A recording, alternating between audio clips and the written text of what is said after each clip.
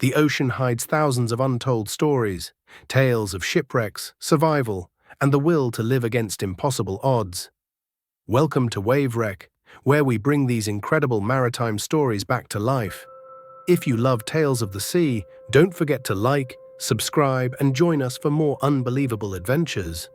The Atlantic Ocean, endless, silent, and merciless, and in the middle of it, a single yellow life raft drifts, no sail, no motor, just a man holding on to life by a thread. His name, Steven Callahan. For 76 days he would fight the sun, the waves, the sharks, and his own mind. But this is where his nightmare begins. Steven wasn't just a sailor, he was a dreamer. Since childhood, he loved the sea. At 12, he dreamed of crossing the Atlantic, alone. As he grew older, he became a naval architect, designing boats with his own hands. In 1981, after years of preparation, he built his own 6-meter yacht and named it Napoleon Solo. His goal? To sail across the Atlantic, by himself. At first, the sea seemed kind, clear skies, steady winds. Steven felt unstoppable. Each wave carried him closer to his dream. But the ocean never stays kind for long. After days of smooth sailing, dark clouds appeared on the horizon. The wind howled, the waves grew taller. Steven tightened every rope, secured every hatch, and whispered to himself, "Stay calm. You've faced storms before." But he didn't know. The real danger hadn't arrived yet. February 6th, 1982. The ocean was calm. Steven was half asleep, listening to the gentle rocking of his boat. Then, boom! A violent impact shook the entire hull. What was that? He jumped out of his bunk, heart pounding. Water, the cold, dark water, was rushing into the cabin. He pointed his flashlight and froze. The lower planks were split open. Every wave slammed more water inside. Something big had hit him. Maybe a whale, maybe a shark. Whatever it was, his boat, Napoleon Solo, was dying. He had only minutes, maybe seconds. He grabbed his emergency kit, tossing open every locker, desperately searching. Flares, a small spear gun, 2 bottles of fresh water. His hands were shaking, but his mind was clear. Take what you can. Leave the rest. The raft inflated with a loud hiss. He pushed it overboard, tied the safety rope, and climbed out. For a moment he looked back. The boat he built with his own hands, the boat he dreamed would take him across the Atlantic, was already sinking. He whispered, "I'm sorry, Napoleon Solo." And just like that, he was adrift. No sail, no engine, just a 6-foot yellow life raft floating in an endless blue desert. 3,000 kilometers of open ocean in every direction. The sun rose higher, burning his skin. The waves tossed him like a leaf. He stared at the horizon, trying to stay calm. No panic. You panic, you die, he told himself. And so begins one of the greatest survival stories in maritime history. No GPS, no communication, no rescue in sight, just a man, a raft, and the will to survive. The first day on the raft was almost calm. Steven checked his supplies carefully. 1 small bag of food, a few biscuits, some energy bars and peanuts, 2 bottles of fresh water, and a solar-powered still, a device that could turn salt water into drinkable water. He wrote everything down in his notebook. Ration everything, no mistakes. But the ocean had other plans. By the 3rd day, hunger was already gnawing at him. The biscuits were almost gone, the water precious like liquid gold. He tried the solar still, but he didn't know how to use it properly. Hours passed. Drop by drop, it produced barely a sip of water. The sun burned his skin. Salt water splashed onto his arms, leaving painful sores. He whispered to himself, "You can't afford to waste energy. Conserve. Survive." On the 5th day, he tried something desperate. Fishing. With his small spear gun, he waited and waited. The ocean was alive beneath him. Silver shapes darted in the water, but each time he struck, he missed. 13 attempts, 13 failures. His hands trembled from weakness, but he refused to stop. Every day would be harder than the last. Steven didn't know it yet, but his real battle was only beginning. By the 2nd week, Steven wasn't alone anymore. Dark shadows circled beneath his raft. Sharks. Some days, 3 or 4 of them followed him for hours. Their fins cut through the water, slowly, patiently, like predators waiting for the perfect moment.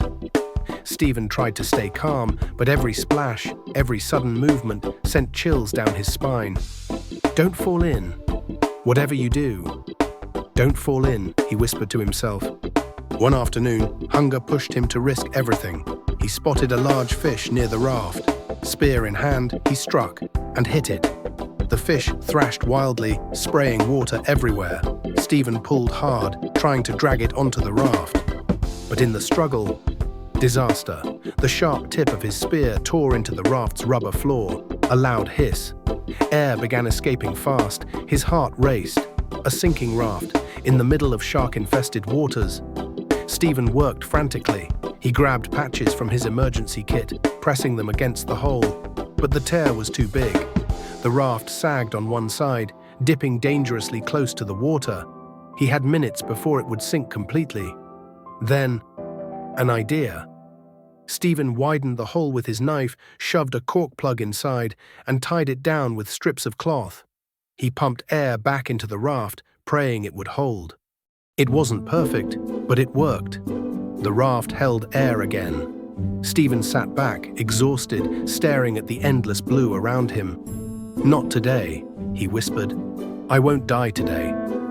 Days turned into weeks. Steven's body was breaking down. His skin was burned and cracked from the relentless sun.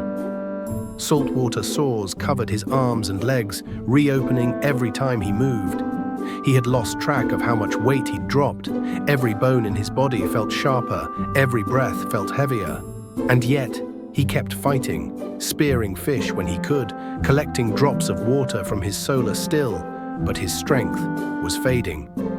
The physical pain was nothing compared to the war inside his mind. Some days, he stared at the horizon for hours, hoping to see a ship, and sometimes he did. A white sail in the distance, a dark shadow moving across the waves, but as he waved and shouted, the vision faded. Nothing there, just heat and hallucinations. He wrote in his journal, his handwriting now shaky and thin, "My body is rotting. The salt, the sun, it feels like I'm boiling alive." His skin was covered in open wounds, and every splash of seawater burned like fire. "I can't scream. No one would hear me anyway," he whispered to himself. His hope was slipping away. Each sunrise felt longer, each night colder. Steven was starting to wonder if this was how his story would end. By the 6th week, Steven was barely recognizable.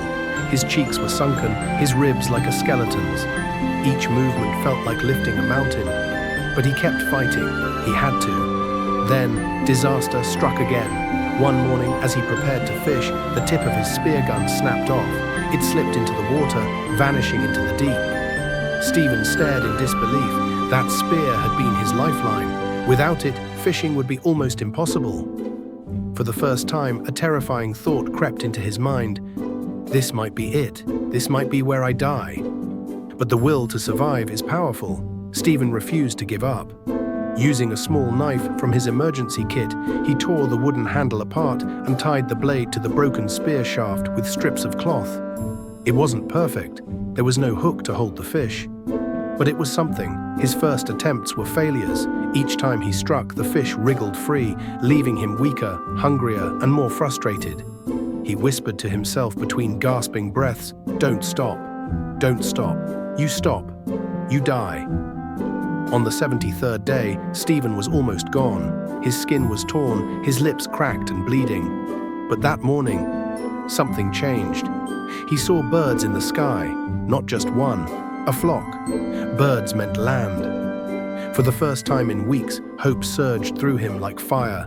He sat up, trembling, eyes scanning the horizon. And then, he saw it. Land. Real land. By the 76th day, Steven was at the edge of death. His body weighed barely 50 kilos. His muscles had almost disappeared. That morning, he drank the last drops of fresh water. His hands trembled as he set the empty bottle aside. So this is it, he thought. But just as he closed his eyes, a distant sound broke the silence, a faint hum. A motor. Steven sat up, his heart racing. On the horizon, a small fishing boat. He grabbed a flare, but his hands were too weak to hold it steady. He waved desperately, shouting with the last of his strength, "Here, over here." At first, the fishermen didn't notice. The boat kept moving, unaware.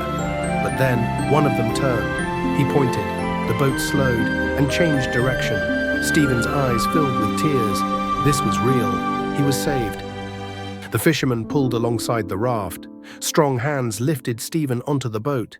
He felt the rough wood beneath him, solid ground for the first time in over 2 months. He tried to speak, but no words came out. One of the fishermen offered him water.